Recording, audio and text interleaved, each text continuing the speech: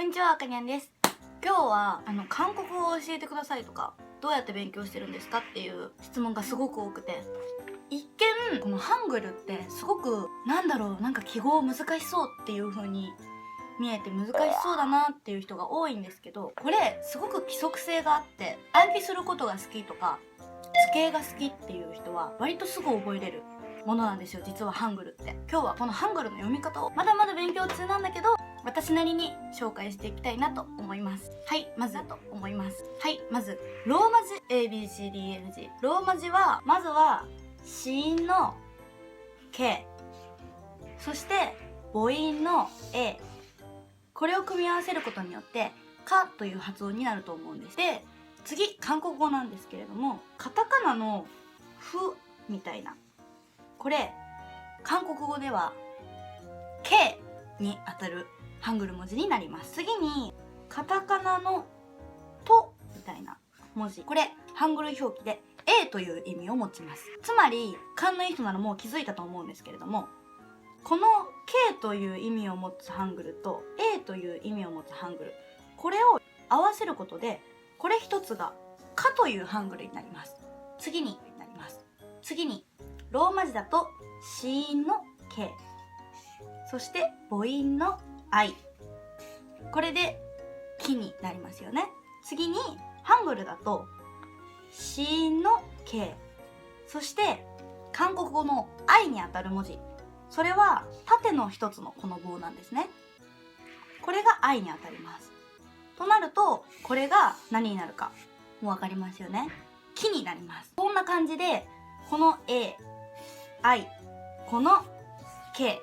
これをひたすら覚えていくだけで、基本的にはその組み合わせで大体の文字は作れるようになってきます。次に前回はこの左と右2つ組み合わさった形のハングルだったと思うんですけれども、特殊な3つのタイプの形があります。今までは1、2、左右で1つだったんですけど、次は下が入ります。この3つの形のタイプがもう1つ存在します。この左右を支える下の部分をカタカナではパッチムと呼びます。パッチムは韓国語で支えという意味なんですけど、その名の通り上の2つの文字を支える下の文字、これがパッチムと言います。ハングルで K、 そしてこの A、 そしてこの四角が M の意味を表す形になります。この3つを合わせて1つの文字を作っています。まずはこの K にあたる文字をここに差し込みます。そしてこの A にあたる文字をここに入れます。そして最後この M にあたる文字をパッチム、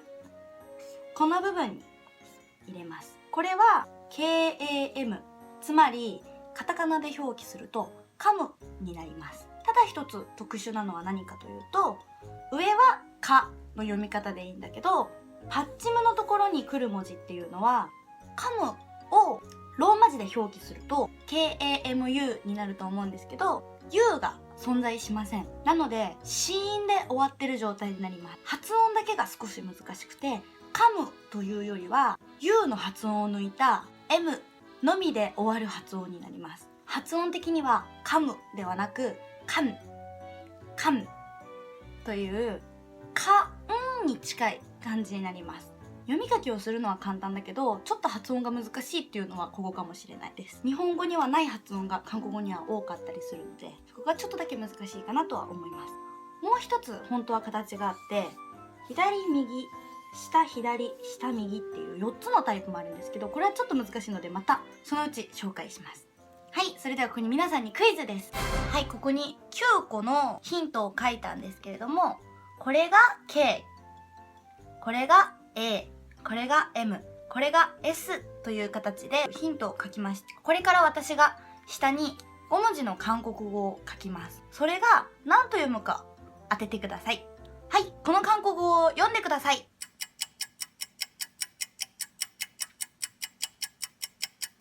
分かったでしょうか。さあゆっくり解説していきたいと思います。これ K ですね。なのでこれつまり K になります。でこれは A になります。これさっきやったね。これが M で発音はカンになります。でこの人みたいな字なんだけど、これが S で、これさっきも出てきた A になります。なのでこの2つでカンサになります。こちらこのなんていうんだろうね、この2本っていうよりは、これ上は点なんだけど、私のちょっと癖字で点に棒引いて丸、これ H の発音になります。そしてこれはさっきも出てきた A で、これだけちょっと引っ掛けみたいになっちゃったんだけど、これ P の発音にはなるんだけれども、ちょっとしたルールがあって、これまたパッチムの P になります。なのでプーとかパーとかじゃなくて P のみの子音で終わるんですけど、このパッチムの P の後に、これ先に言っちゃうけど N なんだけど、 N がくっつくとこれが M の発音になるよっていうルールがあります。ということでこれは一応これと同じ発音でハムに近いね、ハムになります。次これ N で、こっち側の一本線さっきもやったけど、これ NI になります。なので2、そして最後このこうみたいな字なんだけど、これが T、 そしてこれがいつも通りの A になります。これはタとも読むんだけどダーとも読みます。なので全て合わせると감사합니다、直訳すると感謝いたしますって感じになるから、すごく何段階も敬語がある韓国では一番감사드립니다とかが一番丁寧になってくるんだけど、上から2個目ぐらいに丁寧な感謝いたしますぐらいの、これでもうみんな감사합니다の読み書きができる状態になりました。すごいね。意外と規則性を覚えると簡単で、みんなもちょっとやる気っていうか、意外といけるんじゃないかって思ってきたと思います。Google 先生とかでハングル一覧とかハングル表とかで打ったら結構ね、こういうのの表が出てきて、私も使ってた教科書とかテキストとかにこう表がついてて、 K はこれだよとか P はこれだよとか、そういうのを見て覚えて組み立ててっていうところから一番最初は入りました。自分の名前を作れるとかっていうのも